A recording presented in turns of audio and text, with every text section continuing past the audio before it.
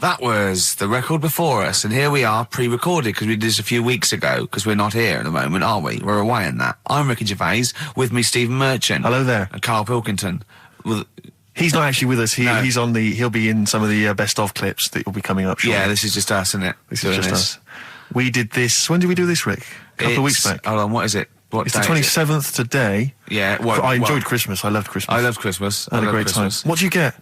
Loads of presents. So did I. I'm glad they made it to number one. I'm really glad. Stroke, he, she. Yeah, I'm really glad that the pop idols, Cliff Richard, Westlife, made it to number one. Bo Selector. Yeah, just delete that. Yeah. Okay, well, we're going to play some of the best of, some of the greatest moments of the last 3 weeks. Yeah. Ever heard on XFM 104.9. What about this? Do you remember this one? Oh, which one is it? All right, so here's the first bit. What sort? No. The Pope. Yeah. What semi-precious... Sorry, Mrs. Robinson, we're going to have to let you go. Yeah. Go on. You are the weakest link, Carl. Goodbye. Yeah, go on. The Pope. Yeah, the Pope. Yeah, we've got the Pope. Yeah, that's not strictly a question. He wears a... He wears a dustman's hat. He wears gall-blimey trousers. Yeah. Does he live in a council flat? Yeah, he lives in a council flat. He wears a semi-precious stone. What's the stone? The Pope wears a semi-precious stone. What is the stone? You mean, what is it called? Yeah. What is it called? What, has it got like a kind of papal name? I think it's like, is it a 18-carat one? So we got to try and get the carrot yeah. of the Pope's big diamond. He calls it Dennis. He calls it Dennis the Stone. Do they want the type of gem it is? Like, or is there some kind of papal name for it? Or do they want it like the Rosetta Stone? Or I don't know.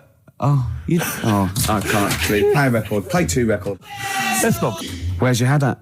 Basement Jacks. Right, okay, let's get this right. Have we knocked this on the head then? It's just not happening. Oh, here he is. Look. Here he is. Come in. How have you... Oh, God. I don't believe that. Oh, that's pathetic. I do not believe that. That's absolutely pathetic. Now, they won't believe this, will they? No. Right, if I say that Jonathan Ross just got his massive member out, and he is a big lad... Come and sit down. I've got your tickets, Mr. Gervais. Thank you. What's going on here then? I mean, why are you dropping off tickets? Well, because, in the spirit of the Comedy Awards, we like to have the rising young stars of the British Comedy Awards. That's right, yeah. And that's me. Well, we couldn't find any this year, so we've asked Ricky whether he would sit in the rising young star seat, and I wanted to deliver the tickets personally, so there's no excuses if he doesn't turn up later. Yeah. I always suspected that you were sort of pretty well endowed. Yeah. And now we've seen, it's on webcam. That was just one of my cocks. That's the one you're wearing today. Didn't we? Don't say that. No, This is meant to be the happening young station. What's going on? No, you can't say stuff like that. You can't. Just careful what you say. Look up to Julian Clary. 10 years in the wilderness, and he comes back in the person line. 10 years in the What happened wilderness. to you? That's Jesus you're thinking of, isn't it? Just because you're on everything at the moment. I walked in here and I came in here and I thought this is the young happening place, and what do I see in here? 3 old men sitting What are you talking about? I'm only 28, 27. You're wrecked. You all look wrecked. Well, that's because we're always partying. I was looking for some youngsters. Where's the youngsters? I wanted to see some tight leather pants. I wanted to see some foxy chicks hanging on you everywhere. What is it? It's a bunch of old blokes and a bloke up there washing up in a sink. But look at him. He even dresses for radio. Look This at is him. ludicrous. It's amazing. Looks like I love the fact you were on the phone to Gervais last night, weren't you? Asking his advice on clothes. Look at him. He's going for the man down the DSS. I like that look. That's a nice look. Have you got a single pair of trousers that aren't elasticated at the waist? They're maternity jeans, aren't they? They've got a whole frank panel that pushes The forward. thing is, what I do at the end of the week, I can pop these in the pan and I can make a nice soup with all the food that's encrusted in As them. his years as a homeless come to the fore there. Look at you, But one why- step away from Lawrence Llewellyn Bowen. I'd like to be that bit closer. But why are you dropping off tickets? Are you a little bit... Because I thought you were married and stuff. Why do you suddenly got this obsession with Gervais? Because I'm a bit rough, ain't I? yeah, it's like when you see Dale Winton out with those rough boys. I'd like to get one of my own. When a top celebrity in a lovely looking suit walks down the corridor with his penis out, Yes. Yeah. I know that I'm still You know you've arrived. I was inaugurating the same way. For me, it was Des O'Connor. It's like it's the passing on of the baton, if I may use that euphemism.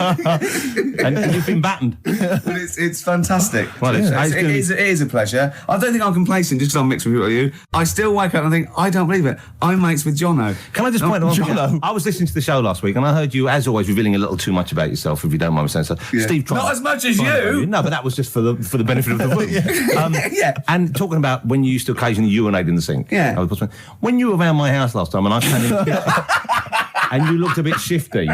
No, please reassure me. It was more ownership. I was like, I went to my territory, and then other people that come in that go, has Gervais been round here? It's like just marking my territory. Because my coffee the next morning had a hazelnut tang to it that I don't remember putting in. Can I just say something? Because I mean, I used to, mention to you, Gervais, when we first started getting involved in the business. Yeah. I should say, if there was one celebrity I'd like to be friends with, it's Jonathan Ross. Yeah. Lo and behold, Ricky's befriended Jonathan Ross. I'm nowhere to be seen. But Not invited round. Ricky told me that I could be his friend, providing I never extended the arm of friendship. Right. Yeah, if you ever... I thought as much. He tries to keep everyone else down he works with, from the office, all the other shows. He tries to keep them down. I didn't even want you to come in. I wanted to meet you on the steps. Yeah. I didn't even want to tell you you were around. But you called. He went, who's that? And he saw your name come up and he went, well, can I meet him? Well, you're coming tonight, aren't you? This isn't Radio 2, by the way. These links are way too long. This is snappy radio. We have to play... You might the be kids have lost interest. But the kids want to hear Coldplay, Catatonia, You know what I like? How about some more of that instantly forgettable hip-hop you play each week?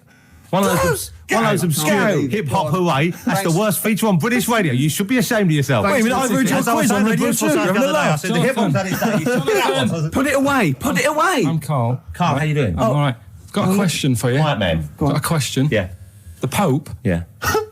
What semi-precious stone does the Pope wear? That is easy. Go on. Topaz.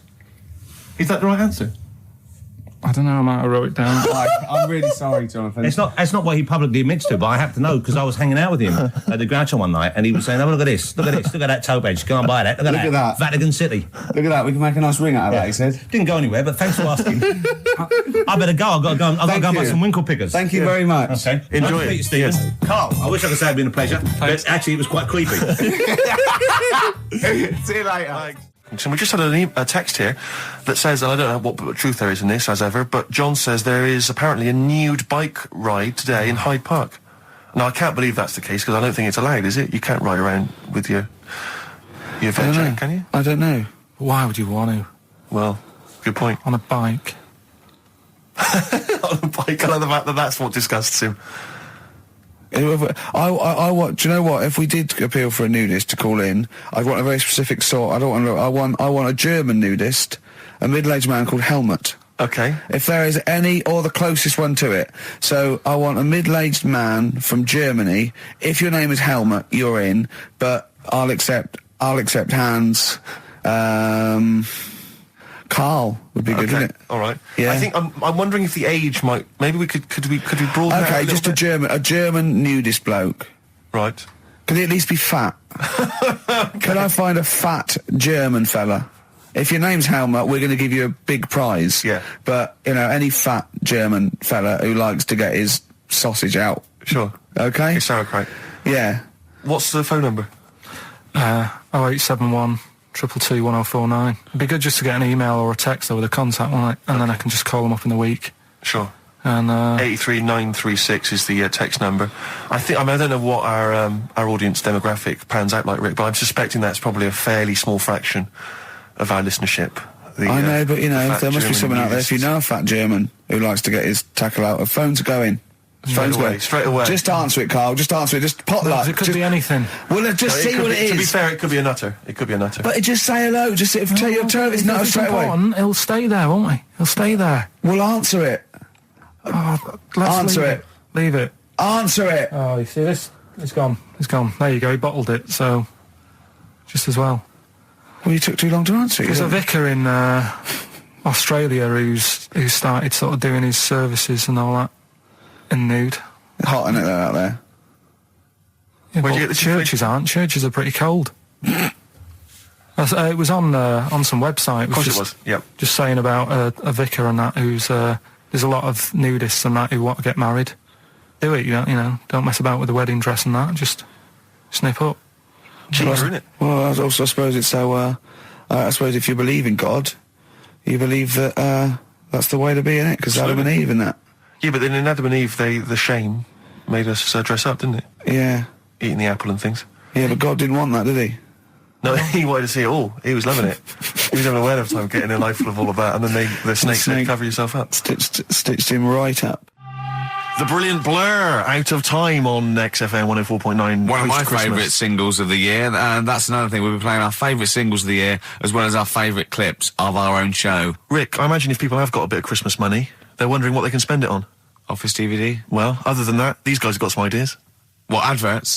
Brilliant. Ooh, those boys can rock there. That's the Guns with All Their Roses and Sweet Child of Mine. On XFM 104.9. I enjoyed that. Yeah. That was good. It rocks. I hope the audience was playing it loud like us. Yeah. Ricky Gervais, Steve Merchant, Karl Pilkington. Well, look at him yawning. How rude is that? Carl, what's wrong with you, man? Have you been up late? A little bit. Girlfriend was away, wasn't she, yesterday? Yeah, I always have a problem with that. I always have, because you don't go to bed, do you, early? Do you know what I mean? You sort of think, I just always find that thing that if, you're used to living with someone, one of you will go, let's go to bed, then you'll go, all right.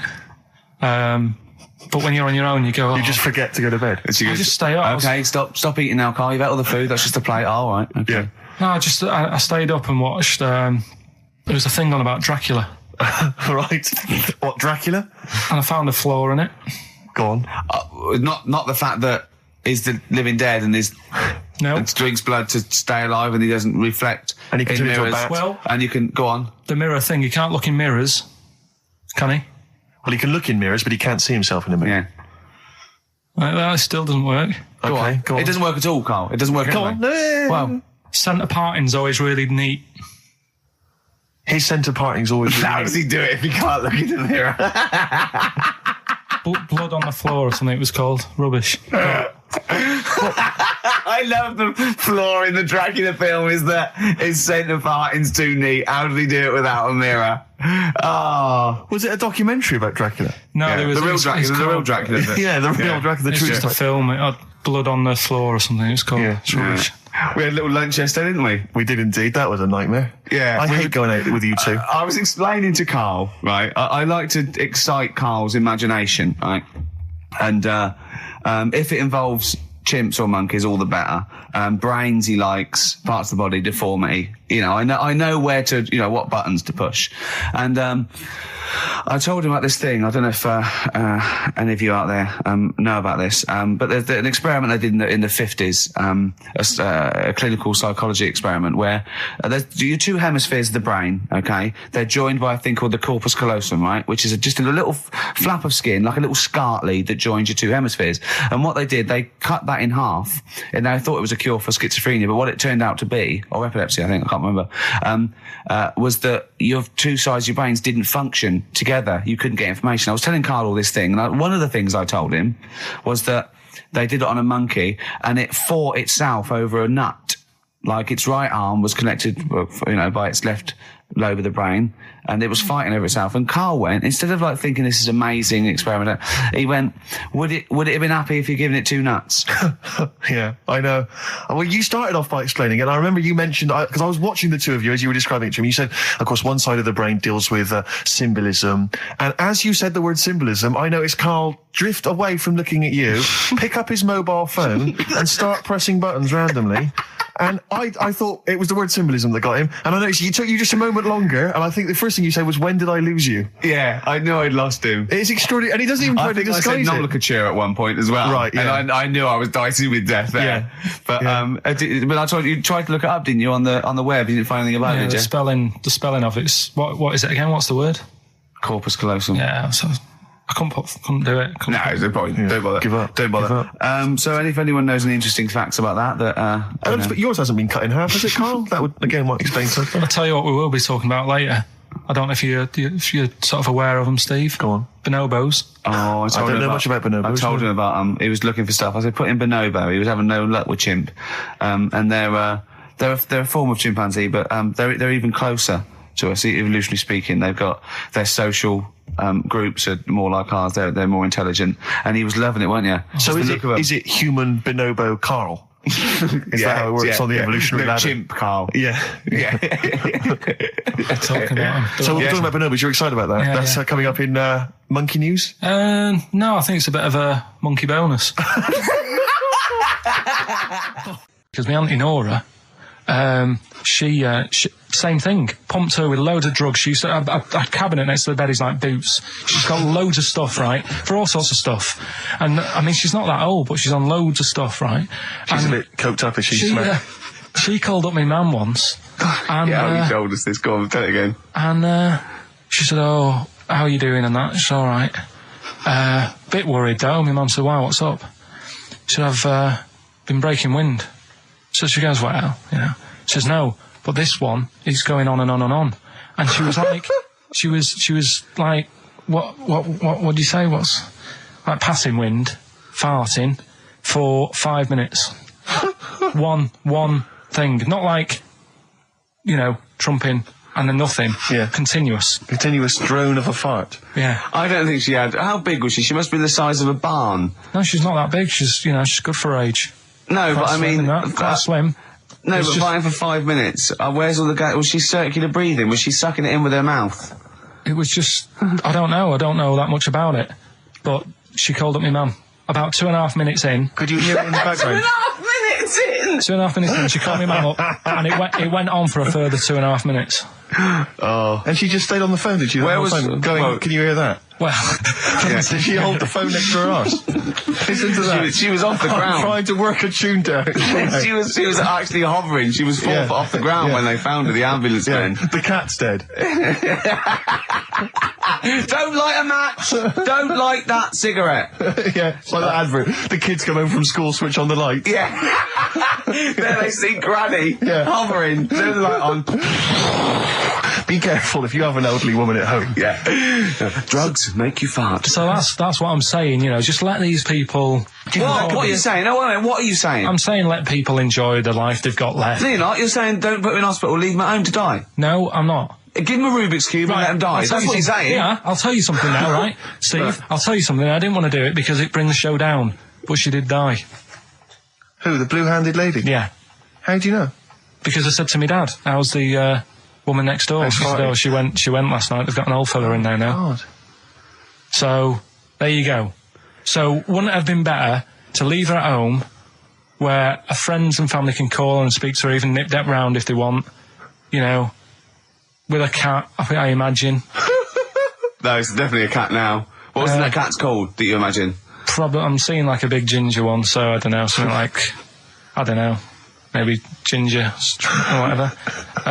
Maybe I had a budgie. But that's what I'm saying, just let him enjoy his life, because dying in hospital, I wouldn't like to do it. If I went to the doctors and they said, you haven't got long life left, I'd say, well, I'll stay at home. Yeah. And that's the point I'm getting at. Yeah. Right? If you can't do anything for them, let them enjoy their life. Yeah, a Rubik's Cube. Right, well, I remember, I think all kids go through a phase of shoplifting. Well, and when I was going through it, I used to just little things, just like magic markers and magazines, Mars bars, that sort of thing. Yeah. And one day, right, that my mate Anthony, his mum called up my mum and said, I've got to meet up with you. I've got to have a word with you. And she said, what about? She said, I don't want to talk about it over the phone. So she goes, oh, right. Well, yeah, come round tonight then. So anyway, my mum sees me. She don't want to be in an awkward position and, like, be a bit embarrassed and what have you. So she sees me and she goes, right, Anthony's mum's coming round. What have you been doing? Yeah. So I go, oh, God. I said, I've been nicking stuff. So she goes, like, what? So, not big stuff. I've had a few calculators and Mars bars and stuff. How many? I'll just work it out. Hold on. Works out at 7.2 per day. So, how many calculators do you need? So it was when that phase. You failed maths, didn't you? Everyone wanted a calculator. It was like a trendy thing, wasn't it? Right. Oh, yeah. In Manchester a couple of years ago, yeah. So anyway, so I told her all this and I confessed to, like... Computers will make it there one day. I confessed to... There's magic in the back of battery. Go on. Confessed to nicking all this stuff. She comes round. She only wanted to borrow some money. Brilliant. She said, oh, I don't like asking. I was a bit embarrassed to ask you over the phone, but can I borrow 20 quid? Oh, that's fantastic. And there's me. That's great. And it's similar sort of thing to yours. And did you? And he went, hold on, I'm going to work out the interest on that. A bank 10%. She'll owe you £4.40. Yeah. Oh, dear. So your mum was a loan shark. yeah. And did she mention? She went, I just stuff with that other? Because what I'm saying is, presumably you got your mate in trouble. No. Right, you didn't. That's great. Anyway, should we have some more music? Because we've been waiting for hours. What are you going to play, Carl? We've got the Cooper Temple Clause lined up. Brilliant. Probably you're thinking, Rick, isn't it time that we do our usual roundup of what's been happening in the news? Yeah. Which we always do every week. Yeah. We always do something, which is, I mean, basically, if you're listening and you're a new listener, say you work at a newspaper, we always try to be informative, just try and put stuff out there that just educates people, informs What are you people. thinking? Well, I said Monkey News is coming up, but what have you got? No, I was just looking on the net there and just found a couple of quite important news stories, probably worth mentioning. Policeman caught photographing. I don't know why it makes me laugh. It's just the phrasing, I suppose. It's the headline. Policeman caught photographing up woman's skirt. No, he wasn't up there taking a picture of Big Ben. He wasn't going, can I just sit up here? I'm just going to take a picture of that seagull over there. No. He was facing the camera up a woman's skirt. He was indeed. Right. A policeman in Japan is facing disciplinary measures after he was caught photographing up a woman's skirt with a hidden camera while on duty. The 42-year-old sergeant, who's not been named, used a digital camera to secretly snap the shots when the woman was reporting a stolen bicycle. So he was actually doing his proper job. He'd obviously thought to himself, I'll bring him a digital camera today. On the off chance a beautiful woman comes in to report a crime or robbery, I'll have it ready, I'll have it positioned, in such a way. But this is interesting. This is how he got caught. Okay? The woman became suspicious after she saw a flash go off. brilliant. I mean, this Not a secret at all. Sorry, did I just see your shoe? Your shoe just seemed to just spring into life there. It was light. There was light. Yeah, I think I've had someone set fire to some magnesium that was on the end of it. It won't happen again. But it's only you and I in here, and your shoe was just suddenly lit. Why are you standing like that? Why is your shoe just sort of like between my feet? There's no reason. This is how I always stand. What did the bike look like? Flash? So, are you taking pictures of my family? No. And no, I'm not. And you should be wearing knickers anyway. Well, how do you know that? What? How did you know I'm not? How did I know what? I'm not wearing any. I didn't know you. I don't know what you've got up there. Well, I don't know what it looks like, and there's no way I could. Of course, it would be roughly that conversation in Japanese. I know, yeah. This is the Best Of Show on XFM 104.9. I'm Ricky Gervais, with me Stephen Merchant. Yes. I hope you're enjoying the Best Of. I'm amazed that these are the highlights and that we've strung it out this long, Rick. But the good thing about this is, we're not here, we recorded this a couple of weeks ago, just the links, right? This has taken us about 10 minutes for the whole show. We get paid the same. Why don't we do this every week? That's a great idea. High five. Listen to this clip, it's brilliant. Can I just ask Karl how he got on over Christmas? Because the last time I spoke to him, you hadn't bought a present for your girlfriend. I have to say, I was on tenterhooks all Christmas. Well, you changed it. After that show, I felt bad, even though I shouldn't have done, because... Because you hadn't bought your girlfriend a Christmas present? Yeah, but I said to you, I booked a table at a hotel in Covent Garden, had Christmas dinner there, which was nice, right? It's good food and everything. Didn't feel like enough to me. Well, then I went out and treated some stuff, and then... No. A couple of days before Christmas, he went, I took Suzanne to that hotel we're going to go to for Christmas dinner. We had tea and cakes. And I went, oh, you treated her? He went, no, she paid for it, but I was just showing her what it was going to be like. That was her extra treat. She paid for it. I love that. Brilliant. Yeah. Well, it was a dear. It was like 150 quid for a meal for two, which is pretty dear. So I'm not going to buy her cakes as well. All right, love, have anything you want. You pay for your own pudding. I'm not mental. Yeah. So you treated her to some other stuff. Yeah, some bits and bobs. What, and then so she chose them and you paid for them? What, the presents? Yeah. No, you chose them and she paid for them, but you know, it's the thought that counts. I got them on the way home that Saturday. Well done. And what did you buy? Shops. Well, just some bits. It might be personal, Steve. Well, I don't care. Just some bits. Yeah, bits and pieces. Leave out the personal bits. What bits? Just little things. And then yesterday, right? A monkey wrench and a new washer for the shower. Yeah. Some recordable CDs that you need for your job. Oh, so, dear. Now, when you gave those presents to her, did her face light up? Right. I don't want to tell you what they were, right? But she wasn't that impressed. You're going to tell us what they were now, tell us what they are. You even know what they are. She told you on Christmas Day. Hold on, wait a minute. But it doesn't matter what they are. It does matter what they are. It doesn't. It does, Karl. It's you, mate. Of course it doesn't matter. Oh, God! Have you just remembered? Yeah! Right, but there's no need. I've got to tell him, Carl. I really want your permission because I don't want to be I know it's not, but we know it's not that embarrassing. It's really quite sweet. Yeah, but in a way, right, the way I look at it is, right, Christmas, even when I was a little kid, right, is not... Please let me tell him, Carl. Well, let me just tell you first, though. Let me tell you why I didn't go all out on the old present front. All right. Justify yourself. Right? First of all, I've covered it up since then anyway, right, with that present, because I bought her some shoes yesterday, and she did say, I'll give you the money for them, but when I get home, I said, it's all right. I said, you can have them, right? So not only did I buy her some food on Christmas Day, I got her shoes. She's probably had a total... And they feel like a horse. Yeah. It's not like, there you go, there's your shoes, there's your food, right. Bed down, see you later. Yeah, but what I'm saying is she's done... fed and clothed. Yeah, did you comb her hair? She's done well this year, right? So...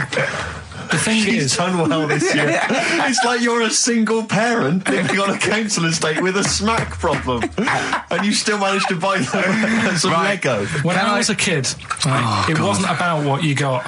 I remember one year when I was about 8. Right, it's going to make me cry, isn't it? This? No, it's not. I'm just saying the way it is. Right, I woke up at about 4 in.the.morning. And I was like, what I forgot? And I couldn't sleep. I was that on edge. It's the excitement of Christmas, isn't it? It's like, what's wrapped up? I need to know. Sure. And it's the fact that people are saying, no, you won't know until tomorrow. Yes. Sure. That annoys you and winds you up. Okay. So I got up at 4 in.the.morning, opened my presents, and then went, right, I know now, went back to bed, had a great sleep. Yes. Right? So it's nothing to do with the excitement of what you get. It's the excitement of not knowing what you've got. And then what happened when you got up to go down with the presents? What you're saying to me is that you could wrap up a brick because the thrill of Christmas is in hoping and being excited about what it is, not the actual gift itself. Yeah. Is that what you did? Did you get a brick? No, let me tell you now what he got. He got her a present, right? And she said, she came and said, yeah, he got me. It was an industrial-sized packet of condoms. It was a joke gift. No, it wasn't a joke. It wasn't even a joke. I went home that Saturday after the year, past Boots, thought, might have something in here. They were on, like, some value. Right, you passed the makeup. Were they used? You passed the makeup, you passed all the other... Passed the makeup, stuff. passed the lovely vanity cases. Yeah, the foot spas. Exactly. Yeah. Hold on. How much are these, love, for 100? Yeah. $4.99. Yeah. Do I get them reduced if I buy in bulk? So how many did you buy? What was it? I don't know, probably about 100. Right, okay. And is she allowed to use those with anyone? Did you wrap them? Can she just go out and have a wild time? Well, you don't need to wrap. They're already wrapped, aren't they? Oh. And then what did she say when she opened them? No, wait. Carl, what did she say? Right, play a record and we'll come back to this. You're worse than my father. That's genius. Go on. Talking about this the other day. What was it now? Listen, the fella... Play a record. All right, he's got it now. Go on. This fella goes to the doctors, right? Oh, right, okay. Right, if this isn't any way apocryphal, stupid, illogical, impossible, right, you are never, ever speaking again on radio. So make sure this is at least possible. I'll tell you what, I'll even give you improbable but possible. So if anything that breaks the laws of the universe or logic, okay, that's all you have to avoid.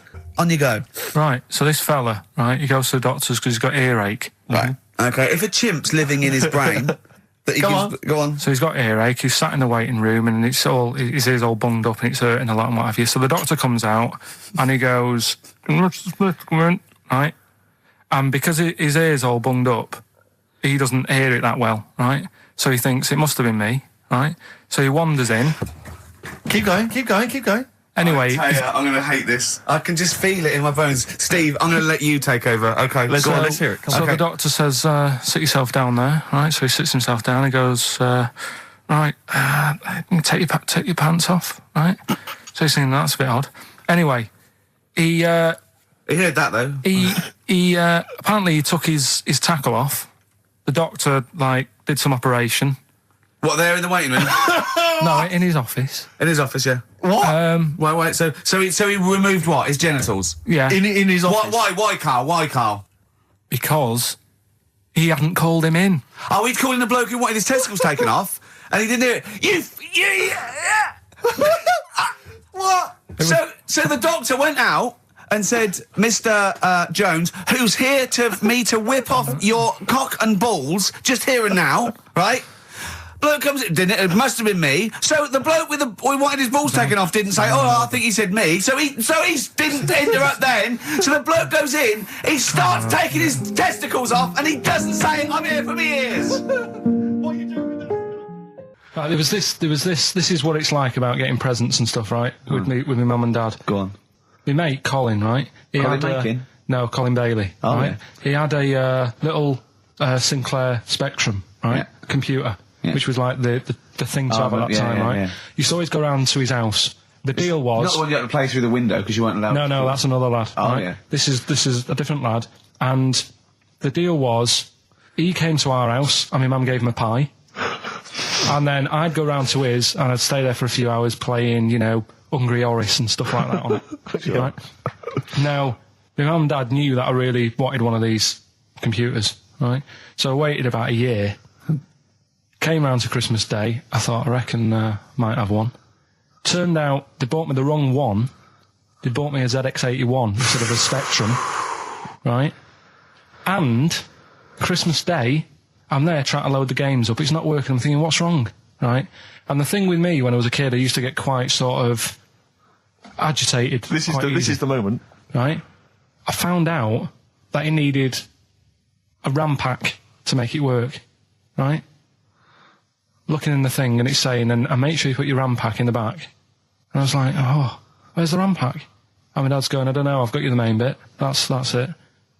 So, I was that wound up, I just was sick, right? Just sick. I didn't feel sick or anything, I just was like, oh God, went to the sink, just sick. Because I was that on edge about it. I said, come on, we've got to get one. And my dad's like, Tandy's shut, we're not gonna get anything today. Ruined again, Christmas Day. That was after the year when my train set got blown up by our kid. The following year, no RAM pack. And now you ask me, why don't I get good presents? He's scarred. He just I'm gonna die. Honestly, I'm gonna die. He's just screaming sick. Yeah. There's no RAM pack. What? Did you get to the bottom of it? Why wasn't there a RAM pack? You have to buy them separate. Oh, okay. What do you mean I can't play Frogger? Oh, no. So, wasn't there another incident when you threw up? Spontaneously threw up? Through sheer anxiety? I do get it. It's not so much now because I've relaxed a bit, but as a kid I used to be quite on edge all the time with certain things. Do you think that's what happened to your cat that kept being sick? That it didn't get the food it wanted and it just threw up? Do you remember that? Yeah. God, so they shaved it. Look at Gervais with me, Steve and Karl. Karl, why have you got a headache? You got a headache? Just a bit stressful because the moves on this week. Oh, you're moving house? Oh, by the way, the XFM listeners came round to my house and bought the futon and table. Did they? Were they happy with it? Quite normal. They were well happy. Yeah. Couldn't believe the luck with it. What do you mean quite normal? What do you mean quite normal? Well, it's always a bit scared, isn't it, getting people round. I imagine they were scared. No. And were they excited to see you? Could you tell that they were pretty pleased to see you? No, I don't think so. I mean, you're Karl Pilkington. Yeah, but the fellas sort of, they brought the whole family round, which was a bit odd. Well, it's not often they get the chance to visit a living creek. Anyway, no, they were nice. And you're moving now, yeah? He said he phoned me up today. It was absolutely tipping it down. Right? He had to cycle in, right? Because he said, because of the move, he doesn't want to leave his bike round there. Right? And he said, and Suzanne, I can't say this in case he's listening, can I? He won't know. He said Suzanne's hired the oldest removal man in London. You should hear him. And the thing is, right, we booked him because everyone else happened to be booked out, but this fella's free, right? So he called up this morning. I've never spoke to him, but he was on the phone. He sounded about 90. Yeah. God thinks that he's going to have to do all the work. And the thing is, right, cheap. It seems to be cheap. He wanted some Werther originals. Listen, he seemed to be cheap because it's £50 an hour. But how long is it going to take him? Yeah. Oh, that's genius. When's the move on then? When's the... he's coming round. He came round today to bring some empty boxes, and he was struggling with them.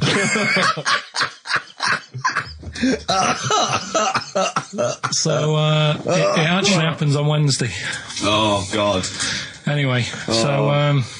Rick, I noticed that you were laughing and almost had a heart attack. Doesn't bode well for the boxing match, does it? Cough at the moment, haven't I? I've had my lemsip.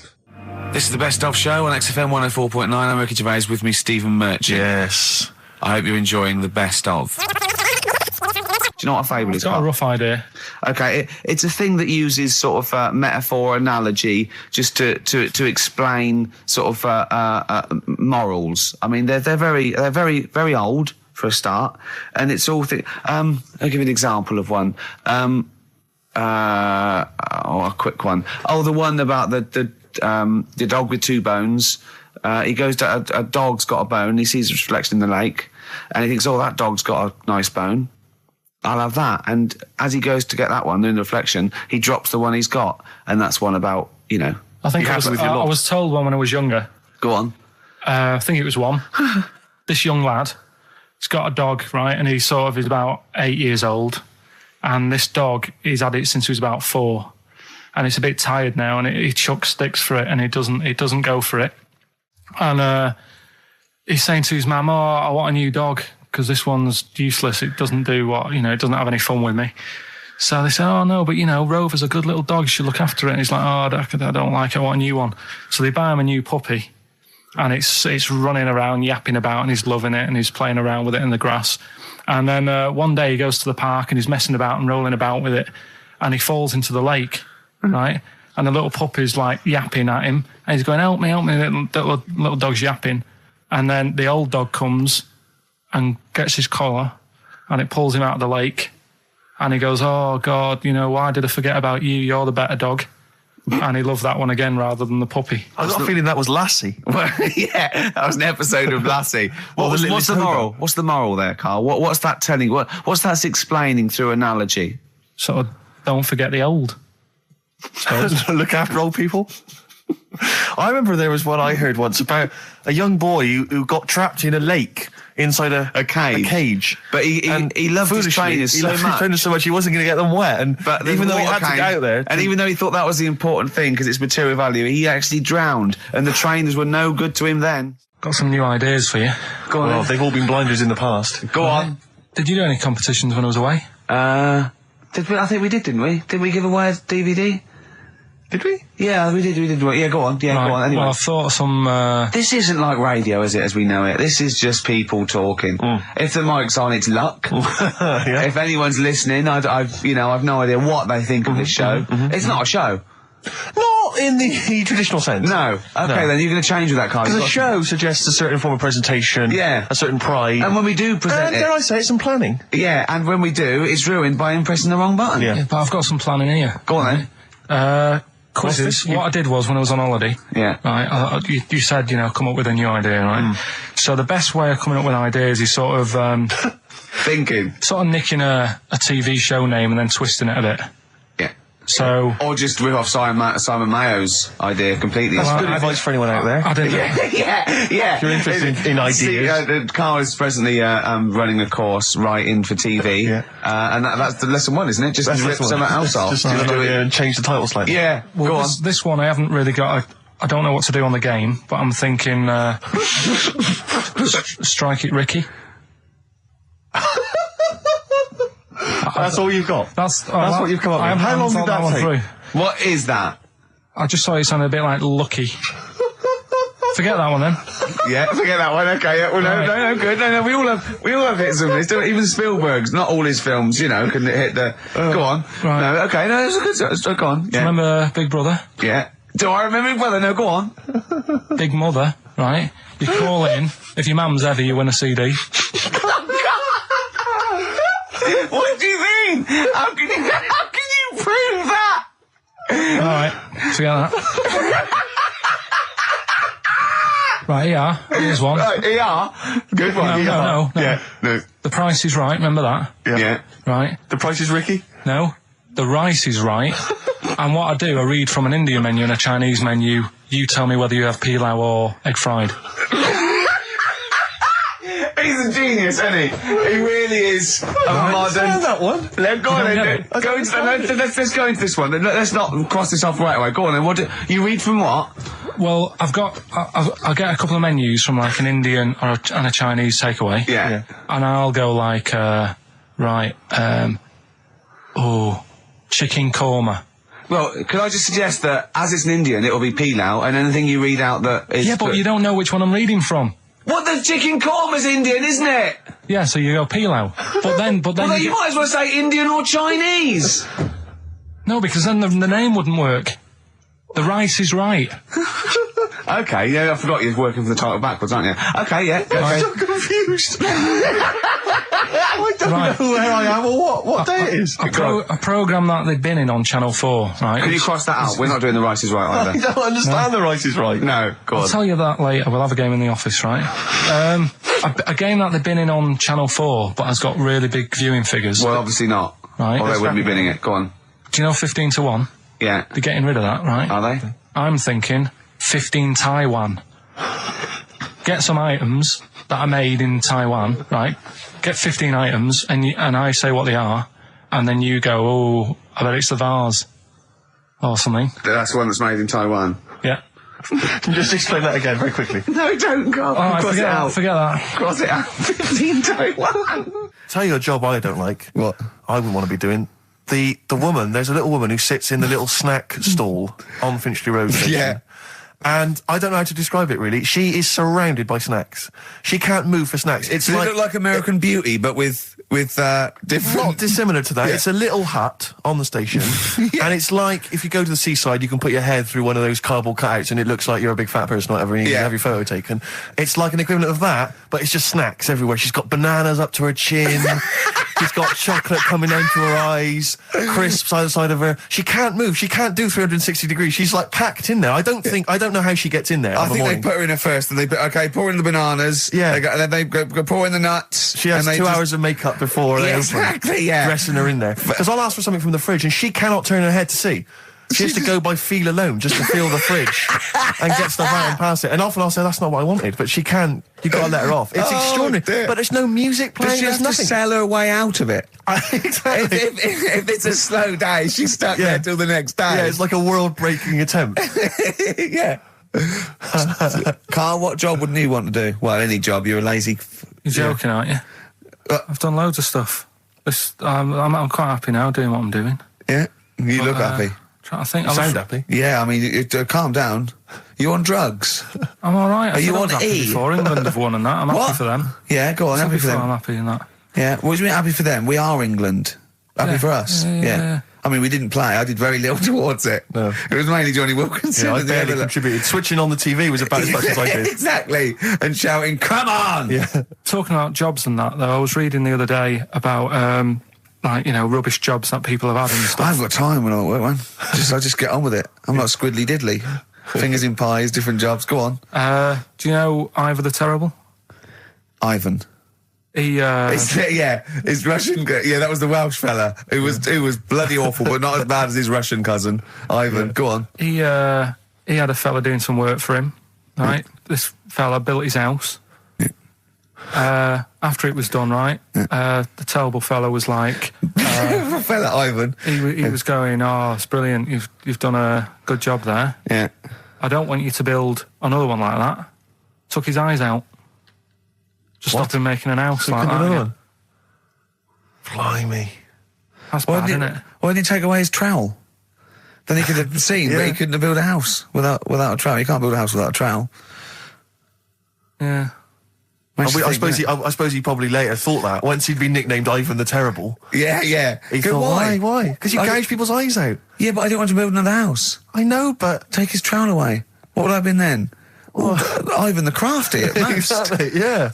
Ivan the jealous, Ivan the spoilt brat. But yeah. Gout someone's eyes. That is bloody terrible. I'm surprised you're not called Ivan the... Do you know what I mean? You're going to get on in history like with Vlad the Impaler. Yeah. He's mainly remembered for impaling people. Yeah. He did a lot of other stuff. Did a load of great charity work he did. The impaling is the thing that's really gone down in history. When were you reading about Ivan the Terrible? No, it's just or Ivor the Terrible is the thing you remembered from this informative article? No, it was just little bits like that, talking about him. There was a thing about someone who worked for that fella who painted the ceiling. Sistine Chapel. Yeah, there was a thing. A woman who worked for him in his house, and I love how you assimilate information when it's just bordering on the academic, or just the interesting and true. It's wonderful. Ivor the Terrible gouged someone's eyes out because built him an house. That fella who painted that ceiling had a woman work for him. Imagine if you wrote that down in an essay. Imagine if you wrote that in a school essay. Well, you'd probably end up with not getting a grade, or thinking you turned up to more than you had. Exactly. Anyway, the woman who lived with the woman who lived in a shoe. Go on. Yeah, there was this woman who lived with him, and she used to go out and do all this shopping and that. Yeah. But because she couldn't read or write, he used to have to draw everything that he wanted. Why couldn't he just tell her? I don't know. No, wait. That's an excellent point. Could she talk? Yeah, but if it's a big list and that, loads of different coloured paints. But why couldn't she draw on a piece of paper? Why did he have to do it? Because he's a better drawer, isn't he? That's the point. That's it. We were just looking for the logic of the story. You found it. You've done it. Play a record. He's a better drawer.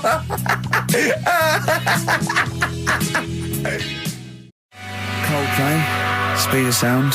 Steve, I know you like an insight to my musical taste, but that's my favourite Coldplay track of all time. I just thought I'd just throw that in. Not a fan of clocks? No, I think I've overplayed Parachutes a little bit, but that's my favourite one. Like it. I'm afraid to say I'm a bit of a Philistine when it comes to Coldplay. That sounds the same as all the other ones. I'm sorry to say.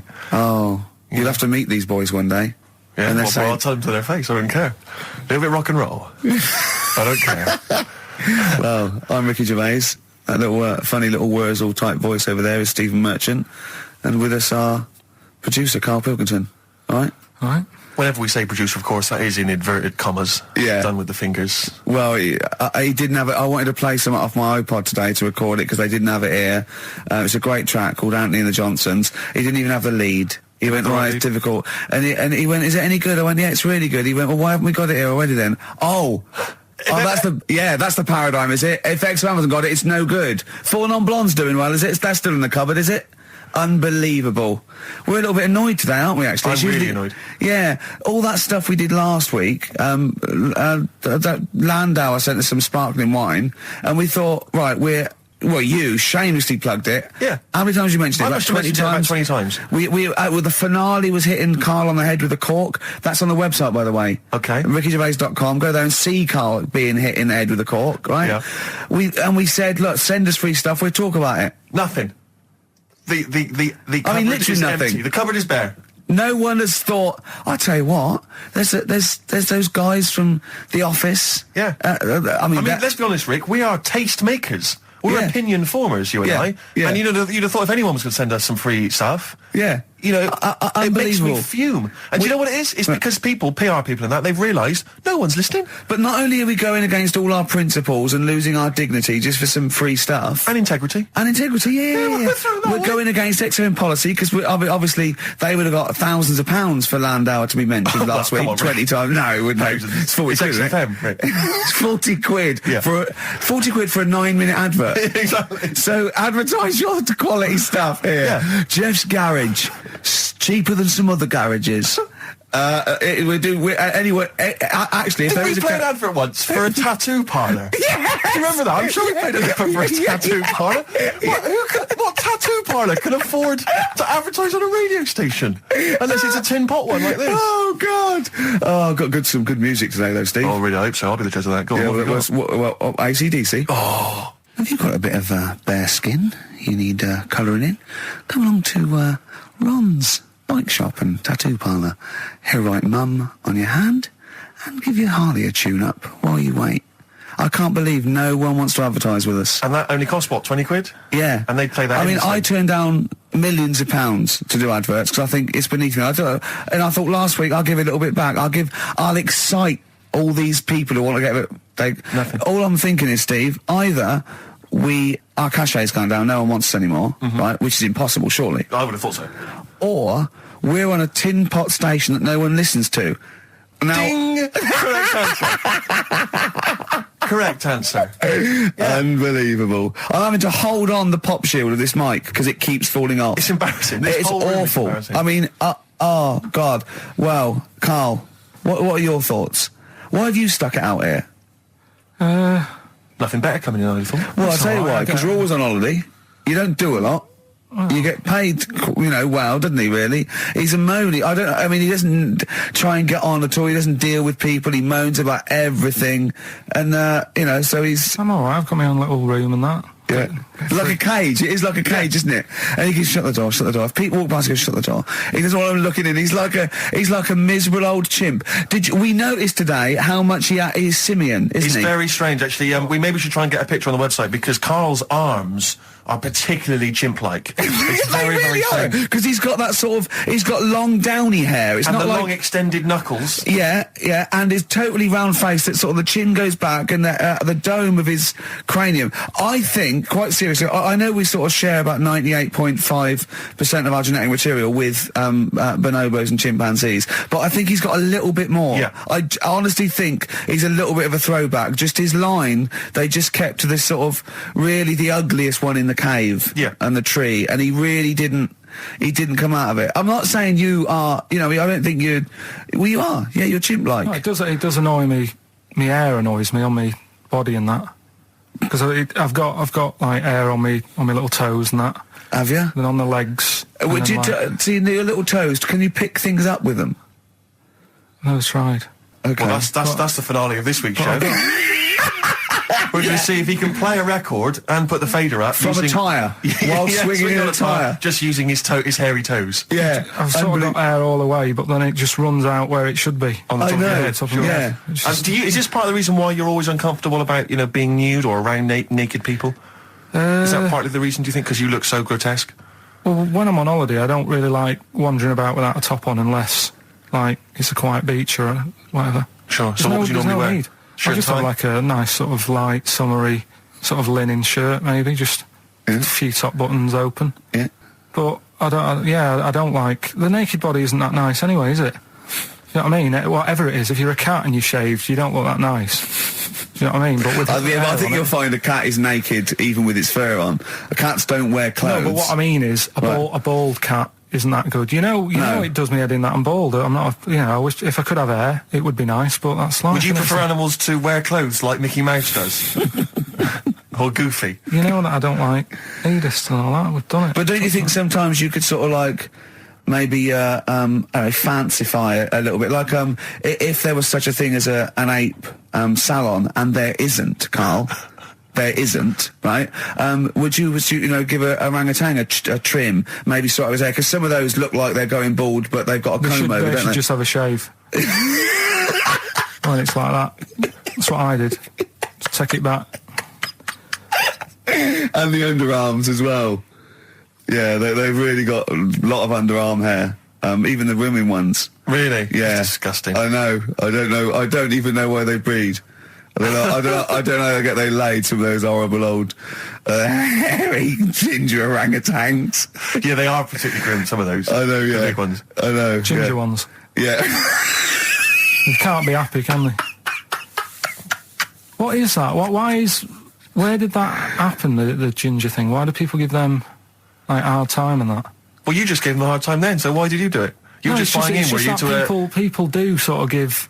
I don't understand why, but ginger people get quite a bit of stick, and I've never understood it. No, well, it's just, I don't know why. They do, though, don't they? I don't know, it might be historical, it might have been because... I'm sure they don't everywhere in the world. I'm sure it's probably... No, they are. They're always... I've said to you about even, like, ginger cats, they're always fat, because they're sort of sick of it, probably. Play a record! Wait. Ginger cats, what do you mean? When you see a ginger cat... They've been eating, like, because they're upset, fed up and they've been bullied. You never see, like, a thin, happy ginger cat running about. It's always overweight and looking a bit fed up. It's just a good point, isn't it? I wouldn't say it's a good point, Carl. It's a point. So last week, the Chinese don't age well. Now, anything ginger, including cats, are sick of it. No, but I'm just saying... Are you ginger? Would you like to take issue with any of Carl's points? 83 XFM is the text. You can text us. Maybe you've seen a thin ginger cat. I'm not having a go, though. That's what I'm saying. I'm just saying it's weird how people give him a hard time. And it's if I could have hair, I'd go for ginger hair rather than being bald. Really?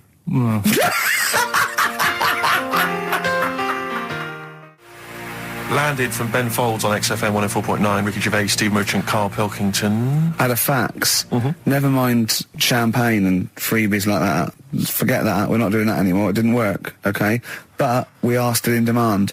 Got a fax here, right?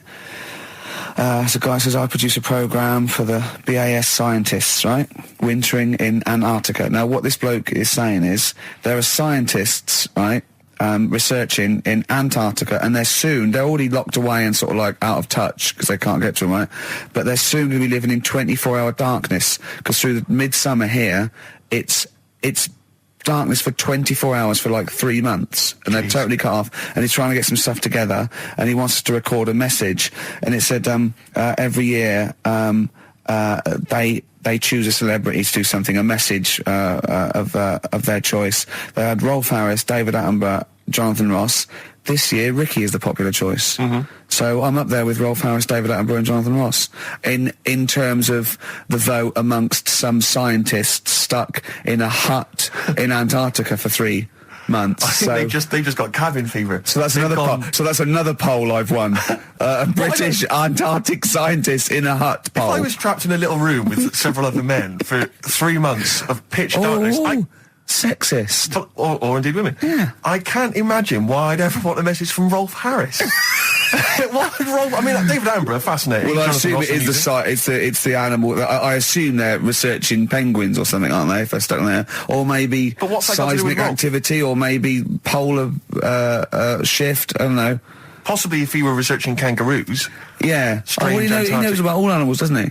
You can take him a budgie with a broken wing and he'll sort it out. Or he knows a man who does. Sure. He can, he'll sort that out for you. And he'll do a picture of it. Yeah. While you wait. Yeah. So, but anyway, I thought they want a 5-minute message. We can do better than that. Let's dedicate the whole show to them, Steve. Okay, what?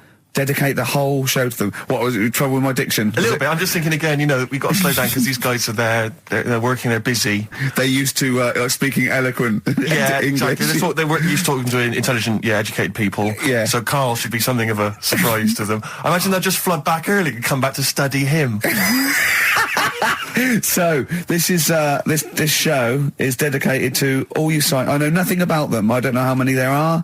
I know they're just, as I say, in a hut somewhere, presumably with a laptop, drinking hot chocolate out of steel mugs with just looking up porn. Well, they're not on the internet, are they? Oh, are they not? Well, no, there's no phone line. Well, how do they charge up the laptop when it runs out? Well, they've probably got generators. They must have other stuff. They got a telly and that, haven't they? Of course they haven't. No, for DVDs and things. Well, they could probably have a DVD player that would run off a generator and stuff, so they can play. I don't know what we're giving this on CD or something.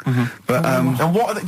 How can that enhance your life though? That you like 2 months has gone, you've sat there, you're chewing Kendall mint cake and just looking around at white walls, right, thinking that the Thing's going to come in any minute and put you out of your misery, right? And you go, all right, lads, it's here, what? A 5-minute message from Ricky Gervais. Yeah.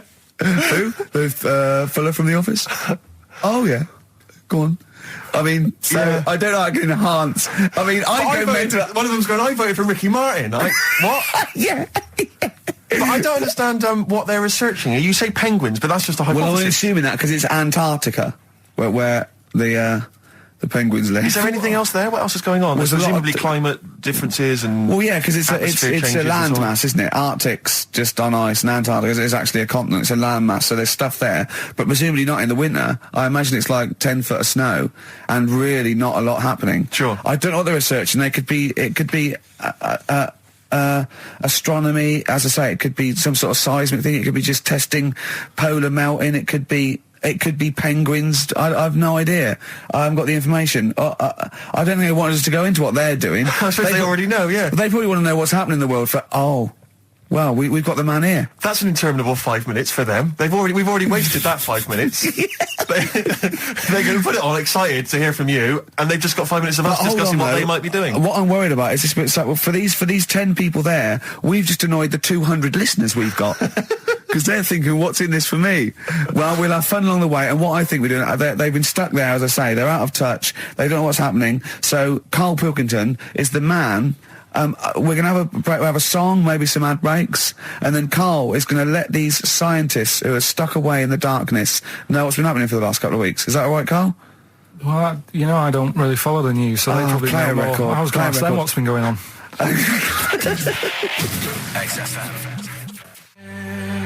Embrace a glorious day. Well, it is a glorious day, Steve. Brilliant.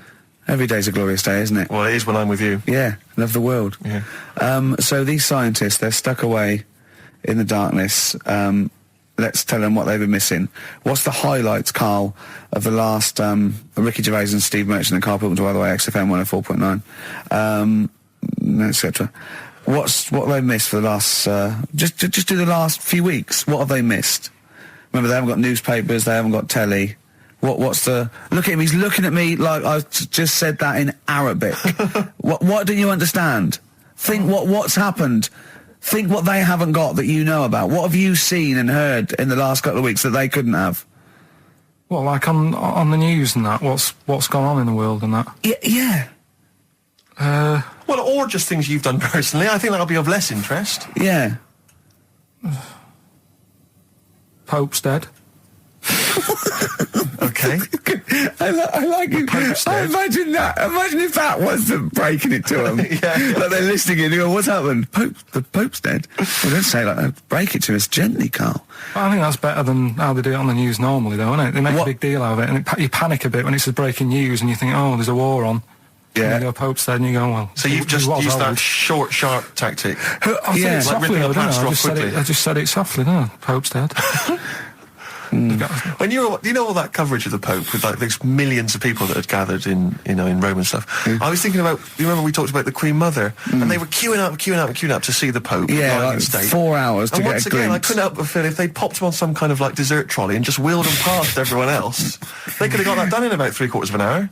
Yeah. Once again, people not thinking, they're not expanding their minds. Tell you what, Yeah, I mean, what, like students and rag week Exactly. with a bed down Put Oxford them on one of those Street. novelty beds. They're all dressed in kind of cardinals gear. Yeah.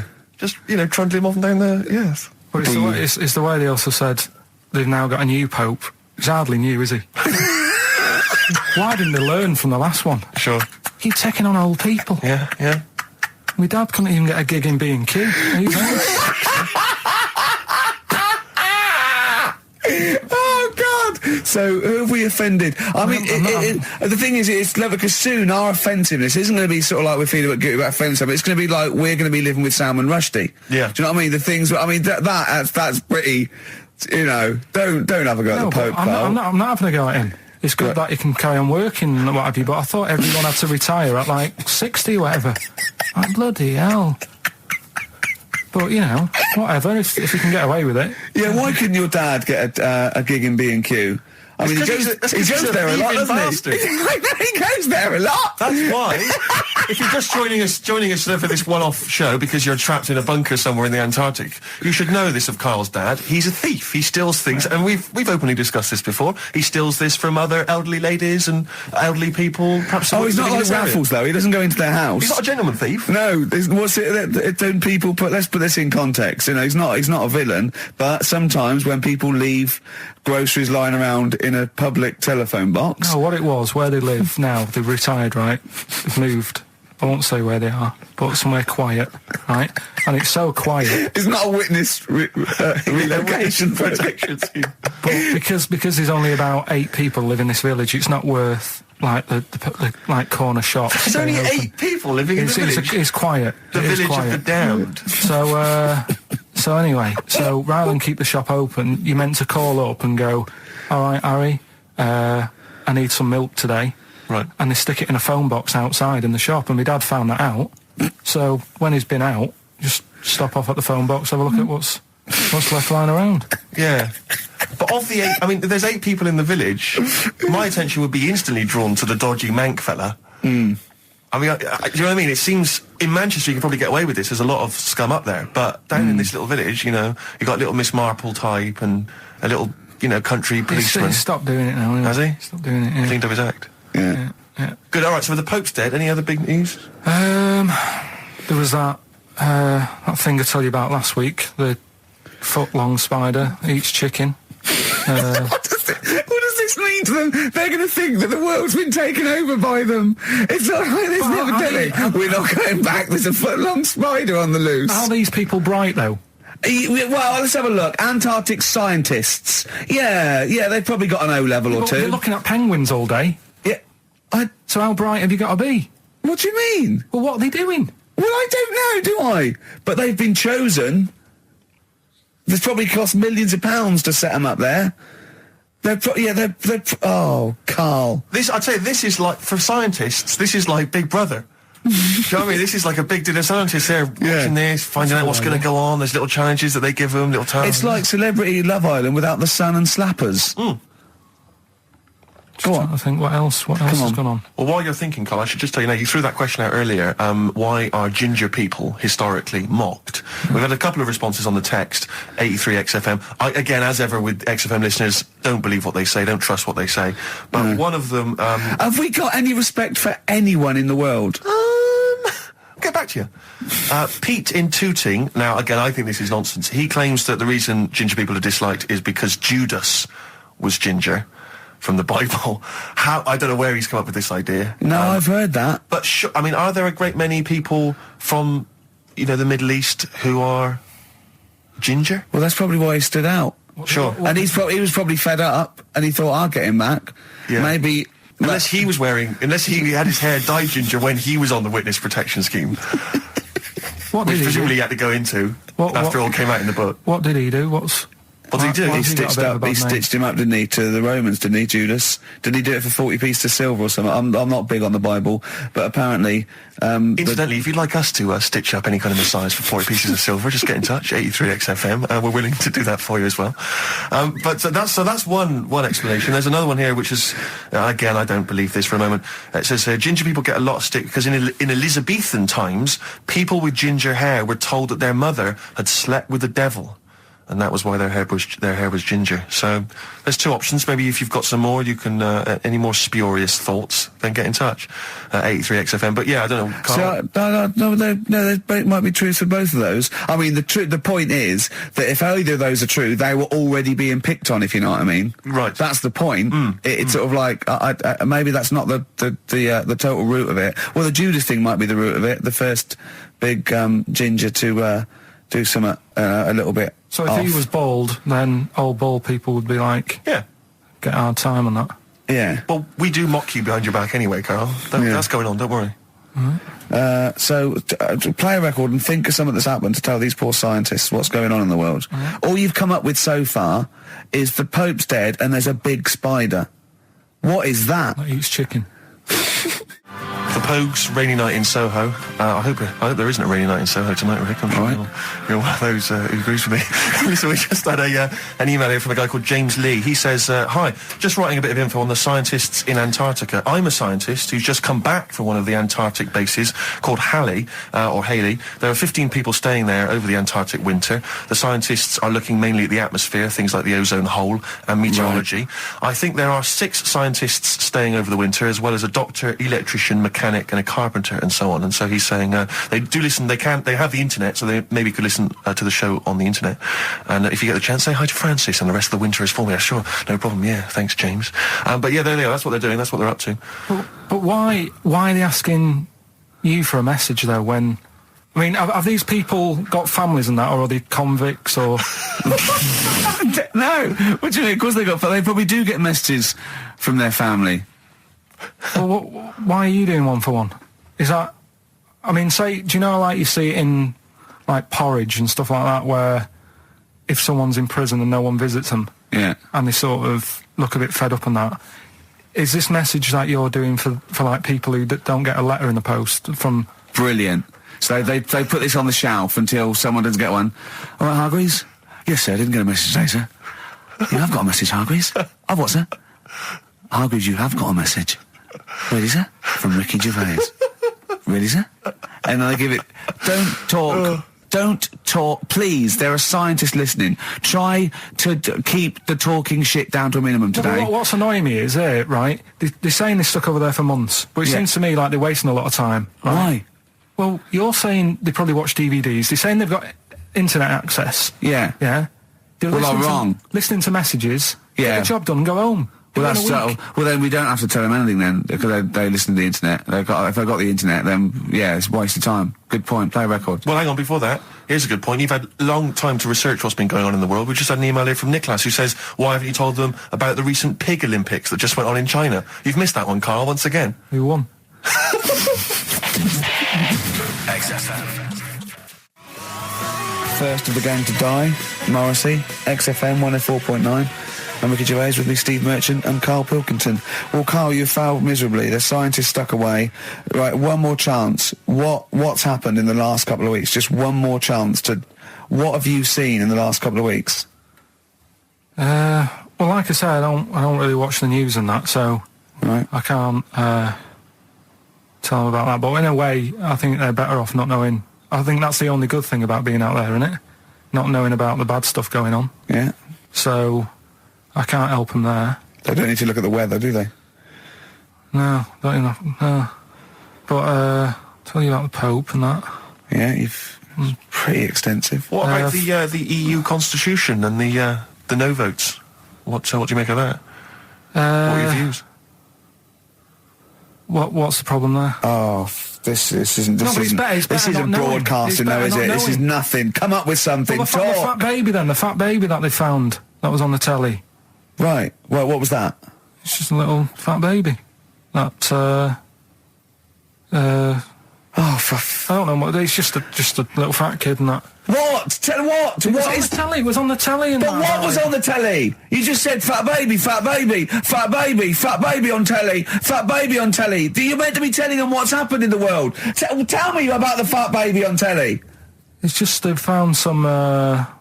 There's this illness called Momo, right? And they've just got this woman had a kid. It's really sad. It was on Channel 4 and that, right? And kid's born. You sure it wasn't Jimmy Carr?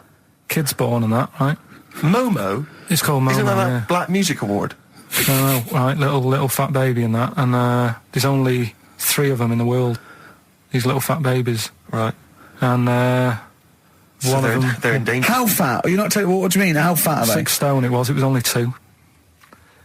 And there's 3 of them in the world, and there was this one, and there was one in Brazil. Are they, endangered? Is that the problem? Because there's only 3 of them in the world. I'll be worried. Is it like a conservation campaign? They're hunted for their flesh. No, it's sad. I know, it's easy to joke that, but if you've seen it, you'd go, it's a bit sad and that. Well, I haven't seen it, and I know nothing about it. Well, I've told you, there's 3 of them in the world. Okay, what else was on telly? Something I watched the other night, that was just good. Again, you know, I learn stuff from the telly. I don't watch the news. Well, you don't learn stuff from the telly. You told us there's a fat baby in the world. Forget about them. There's a spider eats chickens, and there was a fat kid. Forget them in Iceland, right? Yeah. We'll give them Rockbusters later to do, right? Iceland. But what's her name? I tell you what is interesting, Steve. What? I didn't know that much about it. Autism. Okay. Oh, good. With some more entertaining stuff on XFM 104.9 just to cheer up people. Go on, End. What? Go on. No, right. Have you heard about it, Steve? What autism? It scares me to death when he comes up, when he touches on a serious subject. We've been talking about wheeling a dead pope round, the Chinese don't age well, and ginger people are hated. And now we're going to touch on a really... my heart's in my throat. Go on, Karl, then. Tell me your insights to autism. Right, well, there was this... Again, Channel 4 coming up with some good stuff at the moment, right? It might have been Channel 5. But what's the name? It's the attention span I like. These people who they've got like this autism thing going on. Yeah. And they sort of take in a lot of information. They get sort of they get so into it that they know everything about that subject and what have you, right? And there was this lad who he knew everything, right, about EastEnders. Right. He sort of the cameraman was saying to him. So, you know, why EastEnders and that? And he said, I don't know, I just like it. And he said, I remember when I first watched it was a Thursday, it was 5 to 8, Pauline Fowler walked in, she had a pink jumper on, she said, all right, love. And he remembers everything from that moment on. Yeah. Right, and everything, which is great, but then the way the programme was making out, it was almost like they were saying it's a disability. Right. When in a way, it's more like a superpower. Sure, like Rain Man. But if you can take It's Rain Man. No, He has special autistic powers. Oh God! We must send for Rain Man. I don't know what to do. So I don't know what to do. So he would be a great contestant on Mastermind. Sort of autistic mastermind. He'd be Well, what I'm dynamite. saying is, don't be watching EastEnders though. Sort of, why didn't they give him an encyclopedia and say, get into that? Sure. That'll be useful. Yeah. Keep him away from EastEnders. Wasting his time there. But I don't think it is a disability. No. Yeah, there are other things, and they're not. It's also autism is a matter of degrees. From what I know, and I'm sorry to have to do this, but I feel that I have to at least be the voice of reason, as ill-educated as I am on the subject. But I think there's degrees of autism. I think some are higher performance than others. There's other issues with it. It's not they're just got good memories. They don't go around doing tricks for people because they can remember stuff. There are other issues with it. Do you know what I mean? Well, I mean, they seemed a bit... But you watched the programme. What did you learn? That he knows when Pauline Fowler came in. Yeah, I mean, there was other bits where they couldn't control her emotions and stuff. Oh, that other little bit, yeah. But the main bit of it was he can soak up information and stuff, and I'm just saying it didn't seem really bad. Do you know what I mean? There's disabilities where people say that's a bad disability. It's like how people say about... This is brilliant. This is just like this is amazing to be in a room with this man. It's incredible. You just wind him up and listen to what comes out.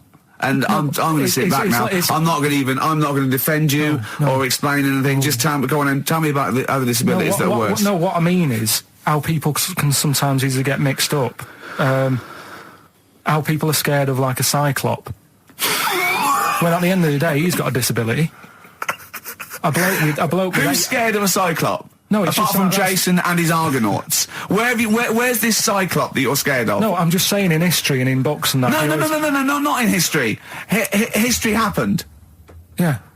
What are you thinking of? You're mixing history with Greek mythology and Roman mythology and every other type of mythology. What do you mean? There wasn't really a giant cyclop that went round picking up ships and throwing them around. That's not history, Carl. Do you think Batman's history? No, but it was ages ago, wasn't it, when we were sort of forming... No, I'm not saying it didn't happen ages ago. I'm saying it didn't happen. Well, it might have done. I mean, what's so ridiculous about a fellow with one eye?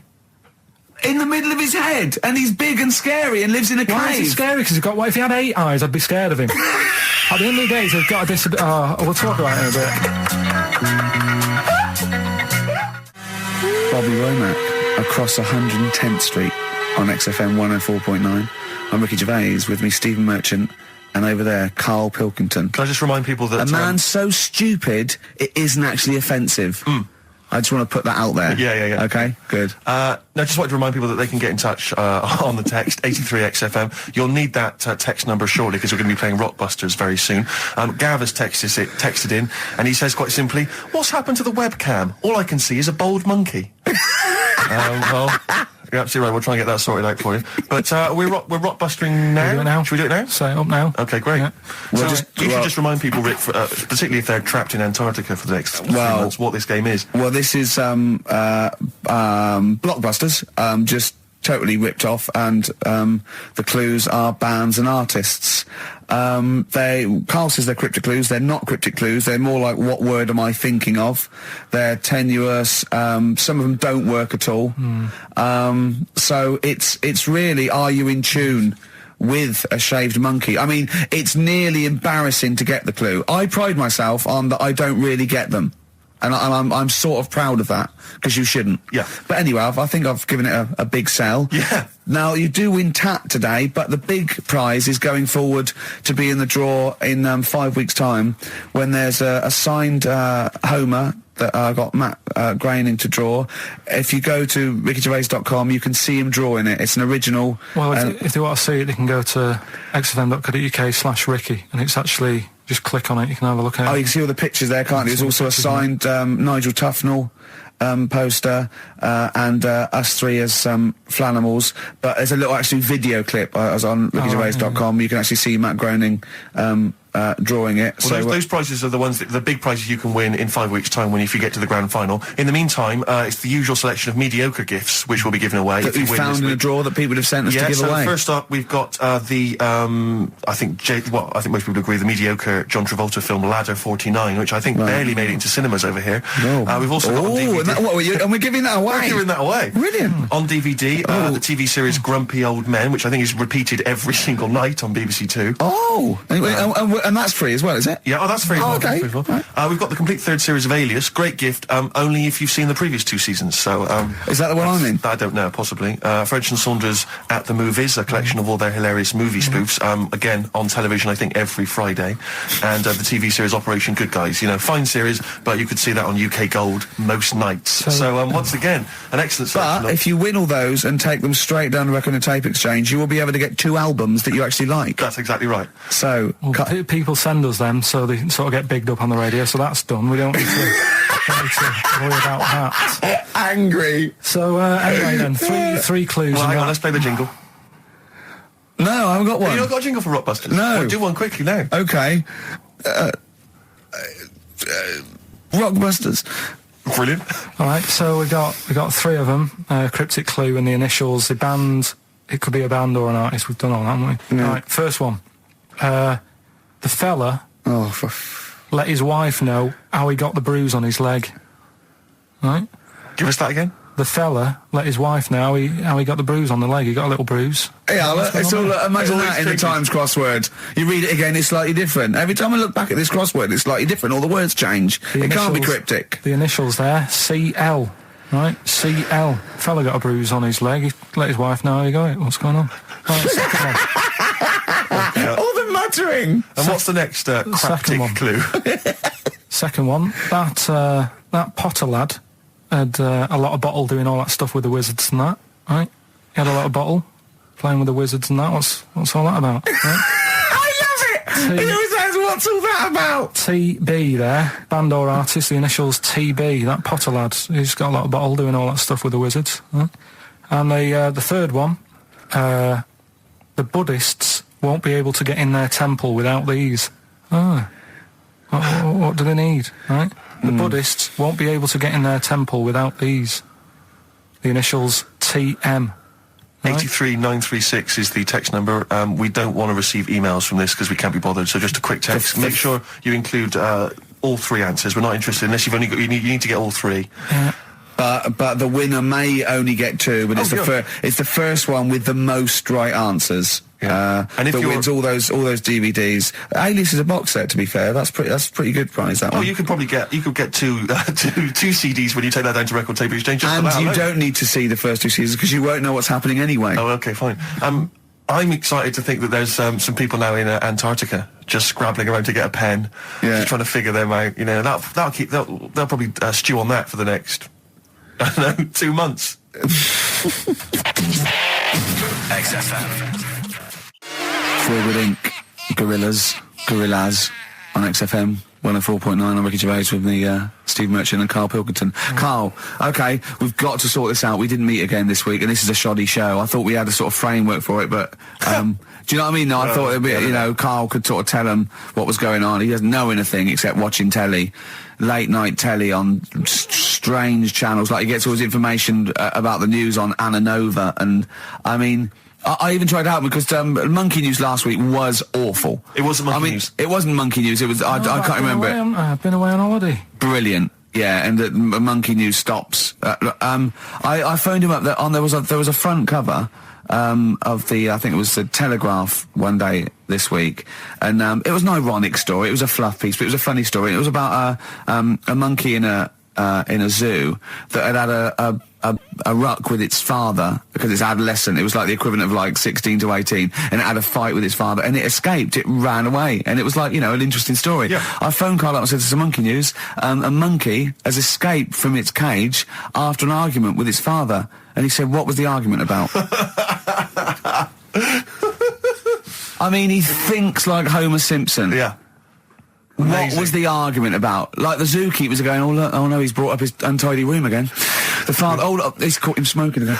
I mean, what do you mean, what was the argument about? They have fights. They have fights and then it ran away. His dad wanted him to go to college, but he just wants to quit and get a job. Yeah, and he fancied a monkey in the other cage, and the father was saying, she's not good enough for you. Yeah. Oh. So what was it monkey about? News today? Yeah, I got a little bit of monkey news. You got a little bit of monkey news, right? You've redeemed yourself then this week. We've got some stuff there and that. What else has been going on? What are we going to talk about now? Sort of head's gone now. Your head's we've got gone. monkey news. Yeah. And, why is your brain? Why is it? It seems like since we've come back on air, you have become dimmer. I mean, it is extraordinary. It's like BSC has kicked in. Or did we just forget? We just forgot. Maybe it's been a long time. We've forgotten just how stupid he is. Yeah. It's proper. Do you mean it's the silences? You know, he forgets we're on the radio. There's just dead air. It's unbelievable, and it's our name on this. They put up but as I said before, you know, he is no offence, he's not a bright lad or educated or anything like that. But some things he says does border on the retarded. I've been trying to take in too much information though. That's the problem recently. Well, I said to you last week, I've been like reading more books and what have you, and trying to take in too much. But the problem is, like even watching telly and that now, Suzanne said to me, you know, stop doing that. Stop watching telly late at night and going to bed, because it's making your brain too active. And I'm sort of... Heaven forbid. And, you know, I'm trying to get to sleep and I can't. And then when I wake up, she had a go at me the other day, right? Because it was the night after watching The Fat Baby, right? Woke up in the morning and she had a go at me because as soon as I woke up, I said something like, how can you freeze time?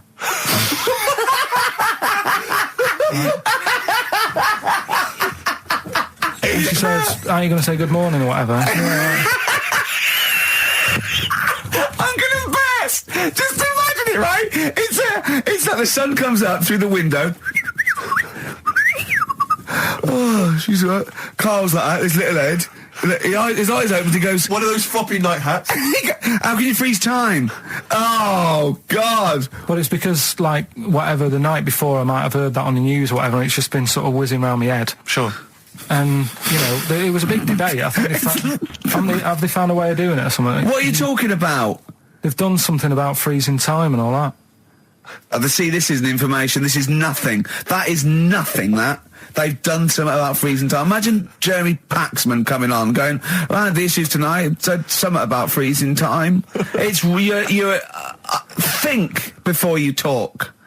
No, but I don't worry about how to do it. I just think about what affects that one. Oh, they haven't asked you to get involved? Well, this is what I'm saying, though. You can't explain it. It's a tough thing, isn't it? But what's the point in me worrying It's not about a question. Do you know what he said to me the other day? This is unbelievable. This is one of the most stupid, incredible things I've ever heard. He was talking, and he suddenly stopped, and he was thinking about it, and he went, oh, I went, what? He went, you'd never see a black ghost. Extraordinary. True, though, isn't it? I've never seen a ghost, full stop. There are no ghosts. There aren't ghosts. No, but I mean when you just see them in, like, magazines and that. Play a record! Anthony and the Johnsons. Isn't that beautiful? Interesting. Hope There's Someone on XFM 104.9. I'm Ricky Gervais, with me Steve Merchant and Karl Pilkington. Well, Karl, more revelation. We were talking about it last week, but Karl brought it up again just now. Didn't want to go to the doctors, didn't want to have a full sort of body checkup that may save his life, because he saw on the website they do a test where they have to insert a finger in his arse. Oh, don't tell me about it. Why? Don't put it on the website. Just we look at your heart. Yeah. We'll check your blood pressure out. Yeah. And then they could just do it quickly. They could just sort of say, right. How do they do it quickly? No, but what I'm saying is it's worse, isn't it? Going in there knowing that, I mean, they've got it on the website. So you're on the journey on the bus thinking, in about 20 minutes I'm going to have a finger up my arm. But they're doctors. Yeah, but just They're not doing it for a laugh. They're not filming it with a two-way screen. They're not putting on boxing gloves so it hurts more. They're up. Oh, it's prostate's all right. Out again. Out again. I'm just saying in the day, the sort of... Do you think they're in the pub going, here he comes? It's Pilkington. I had my finger up his arse today. Do they allow ladies to do that? Do they allow female doctors to do it? Of course they do. They're doctors. No, that's worse. Though. You're sounding like him. No, I'm just interested because, you know, do they allow female doctors to do the finger up the arse thing? Well, of course they do. They're doctors. Forget the female and male. They are doctors. Right, do you know any female doctors to do that? But what I mean is, isn't it a bit like if you're being searched at an airport you know, and you're a woman, they send in a woman person to search you. They don't send in a bloke to do it. Is that the same thing? Yeah, they probably trust someone who's gone through 6 years medical college not to be taking the piss as opposed to a fat security guard who couldn't get anything else. Do you know what I mean? You're talking about there's doctors all the time coming out in the papers, or they gave them this so they could look at their boobs or whatever, or, you know, it's all you're always hearing stuff about dodgy doctors. But what I'm saying is, the reason why they do that at security, because there's lots of security people, and they can, you know, for your own, you know, for your own modesty, there's a female one to search females and a male one to search males, and that's fine. But there's not like 4 or 5 GPs to choose from, and you go in there and you go, is it your arse and testicles? Do you want a bloke or you know? But what about you accept what if they've it. got long fingernails? They don't have long fingers. What do you think this female GP looks like? She's sitting behind the desk like Cruella de Vil with cleavage and long red false nails, going, "Hello, love, bend over. This may hurt a little bit." There's gloves and Vaseline. I don't believe there's 2 of you now in the room, Carl. They're doctors. They have to. What would you rather do than put the hand down your throat and round your alimentary canal to feel your ass? It's a quicker way in. You seem to know a lot about these doctors who stick fingers up people's asses. You're a very well-informed gentleman about this sort of thing. Well, say if they did find something, Yeah. would you then have to get like a second opinion, so someone else's finger? Well, no. They test it to see if there's anything suspicious. That it's usually a swollen prostate, which can be anything. So they, you know, they catch it early, and that's it. They feel up there. But if you want a second opinion, then the same doctor will just stick a thumb up and have a feel around then. Yeah. So it always works in the same way. Yeah. Well, if there's a doctor who can, I don't know, put me at ease. I mean, surely there's another way around it. I don't believe that. I mean, what is this? 60 million people or something in the world, isn't they? 60 billion or something? Well, 6 billion, something? Yes, you got it. Right. You hit it. Well done. That's good work. Right, so yeah, there's 6 billion, did I say? Yeah, what's 6 billion then? Loads, isn't it? Yeah, but... So if you want a doctor to phone up to assure you that the finger at the bum thing's not painful and that it's necessary, and Just that that it's it's not just someone necessary, trying to really. get Just that it's not an easy way round. All right, what's the what I mean? phone number here? It's, changed, haven't they? Oh, You're the producer! Hang on, here it is. 0871 222 1049, and I think you select option 1. It tells you anyway what to do. Please, if you're a GP, or you've, you know, even if you've completed medical, I mean, we want a qualified doctor, really. Anything else is not good enough for Karl Pilkington. We'd love to talk. You can ask him all the other questions, because, you know, Karl, as I said last week, he doesn't feel his own testicles because he doesn't like the feel. Yeah. So, you know, I'd like a doctor to explain to him how necessary that is. And this is truthful as well. I've got very slight pain around the genital area at the moment, and I think it might be some kind of groin strain, but I'm a little bit anxious, not entirely sure Yeah, what it is. you've been with me twice when I've gone along to get them checked. Yeah. And I go, oh, what's that? Yeah. It's terrible. I mean, but, you know, it's usually... I think you're in a pretty low risk, aren't you? I'd hope so. You're coming out of the 20s. I think testicular sort of... I shouldn't be doing this. I'm not qualified. All they said was to me sort of like it's 20s and 50s. We're in... Mine sort of felt like they dropped a bit the other week when I was on holiday. I don't know if that's like when you're relaxing or I was wearing shorts a lot. How far? If it's 2 foot, it's too far. I was having problems walking. What do you mean? Why? No, it was just a bit. I had shorts on all day. I'm happy and walking about on the beach and what have you. And then at the night, when I put some long trousers on, I was sort of walking like a rickets. They probably like stretch a little bit. Sometimes, I told you when I was about 18, I was scared. I went to the doctor. I felt a pain, right? And because I was doing biology, I thought I'd show off this doctor. I said, I've got a pain. I think it feels like it starts in the epididymis and goes up through the urethra either. And he went, finger up the arse. He said, your jeans are too tight. They're squashing your balls.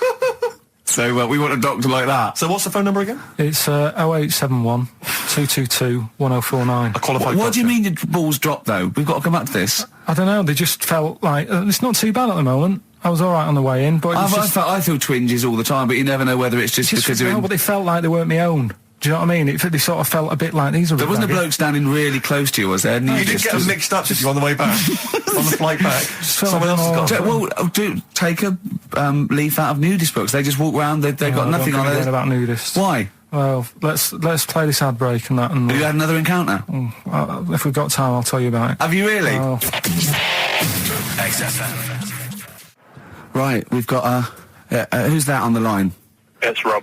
Rob, are you a doctor? I'm a final year medical student. I'll be a doctor in 2 months, touch wood. That's close enough, isn't it? Yeah. Excellent. So, where do you study? Do you want to give more details, or do you want to remain anonymous as you're calling in to I study at Barts Hospital. All right, great. So, why do GPs sometimes put their finger up a man's anus? To see what's there. You know, if you've got hemorrhoids, if you've got an enlarged prostate, you know, it's either that or they stick up a big tube and have a look up with a light. What? And it's easier to do that. Now, are you dumbing this down for us, or are you going to fail your medical exams by saying stick up a big tube with a light? I'm dumbing it down. Okay, come on then. We're all intelligent people here, and Carl. So you tell us what's that called?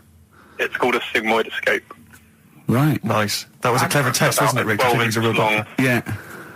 12 inch long tube they can put up there. So, Carl, would you prefer that or a finger? Well, so do they sort of do the finger first, and then, I mean, at what point do they say, hang on, we need a light here? I mean... It's normally if there's something wrong. But, so if I go then, say if I go to this well-known clinic, right, and they go, yeah, the art's good and that, yeah, finger, there you go, and then they go, hang on, I'm going to go and get me light and tube. I could start worrying then because they've sort of found something. And they're not likely to go straight in with the tube. They'll probably send you off some tests first. But Carl, there's nothing.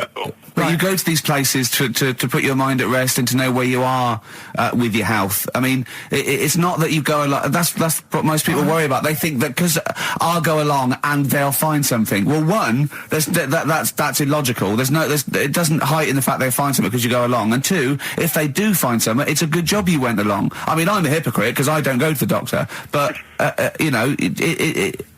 had that done. You should be concerned if when they shine the little light in your ear, it comes out the other side of your ear. No, the other ear comes right out the other side. That's when you should be worried. But Rob, right, you said then, if they find something, they send me off for some tests. Why can't I just have the test without that and cut out the middleman? Do you know what I mean? Because you're wasting lots of money. There's hundreds of tests they could do, and they could do every test, and they could all come back with nothing, or they could do the finger up there and send you for the 3 tests you need to find out what's wrong with you. But in this day and age, with all the technology and that, and like brainy doctors and all that, the only way to find out is sticking a finger up there. What are you worried about, Carl? Is it fundamentally that this doctor who's has done 6 years medical training, is it embarrassing to have a man's finger up your ass? I just don't understand how you can get round to that without... But what don't you like? Is it fundamentally you don't like anything up your ass, or is it the fact that it's a man's finger up there? I don't like going to the doctors. It makes me nervous, because I think if anyone searches you long enough, they're going to find a fault with you, right? And especially if they're going that far into you. They're going to find something. And probably not. Well, you know, I just don't... I don't know how to get round to that sort of... that point where you get a... What do you talk to the doctor about? And he's like, all right, nice day. Strap your trousers. He goes, he says, I'm gonna just, Most people just shut up and let you do it, and then breathe a sigh of relief when you say there's nothing there. Yeah. But is that at the end of the test, or is that the first thing he does? It's the last thing. So that trousers up out the door. Because he knows it ends conversation. He knows it's a bit of a faux pas. The doctor says, I better not kick off with the finger up the arse. Well, what I do is I'll start on with the, the head, and then we're down and go, one final thing, Mr. Pilkington. So Rob... He drops his keys and he goes, pick them up. And as you bend over... Will you be doing this, Rob? Is this what you're, open to do? You do all these... I'll have to do it at some point. All doctors do it at some point, no matter what they specialise in. So the first one, is the another doctor there to sort of make sure you're doing it right? Not dentists. No, but do you know... aren't doctors anyway. But do you know what I mean? Like, normally it's like a co-pilot will have someone with them for the first one. So when you put your first finger in... Yeah. Will someone be there going, right, you just want to move to the left of it? I've already done it. Have you? Yeah. So that's the thing with a student, you're learning. So you get people teaching and you learn on these things. Can I just point out, Rob, I think I'm right in assuming that you have a glove on. Yep. And there's lubrication. Yep. And it doesn't hurt. No. There you go. What are you worried about, Carl? Who's this person who everyone's testing on in your class? It's not one person. It's not one person. There's when a patient comes in and they've got a problem, your boss, the consultant, he does his finger up, and if he finds something, he goes to the patient, is it alright if the student has a feel as well? Then the student puts on a glove, puts the blade on the glove, and sticks his finger up and sees what he comes out with. Rob, I wish you could see Carl's face. I mean, his face when you said, and he says, can this fella have a go as well? He looked horrified that he thought it was a free-for-all, like there's a queue of people trying on gloves and going, let's have a go. That looks good up there. What have you found? No, I mean, how come you had to sort of... Is it not something you could test on yourself rather than waiting for other people to come in?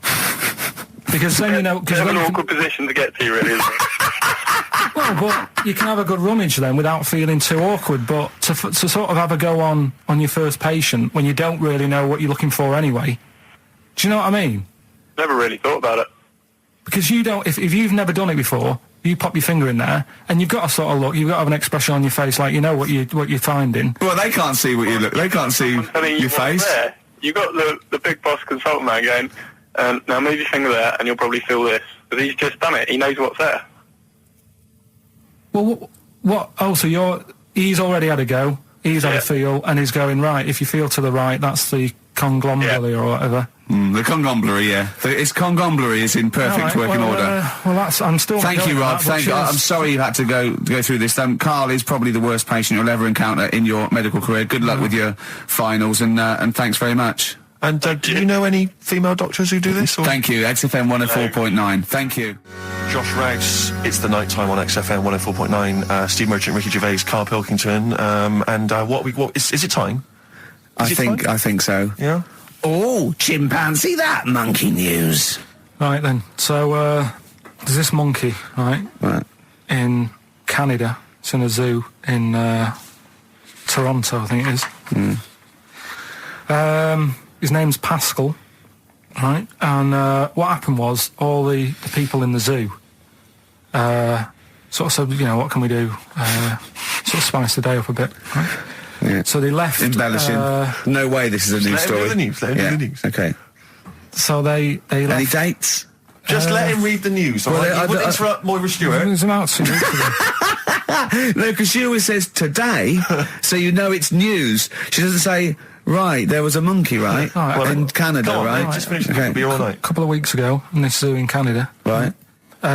Jesus. They got a camcorder. Right. And they said, let's leave it for the monkey to have a play with, right?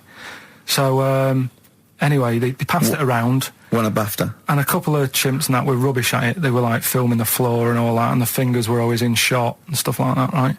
But anyway, there was this one chimp called Pascal, right?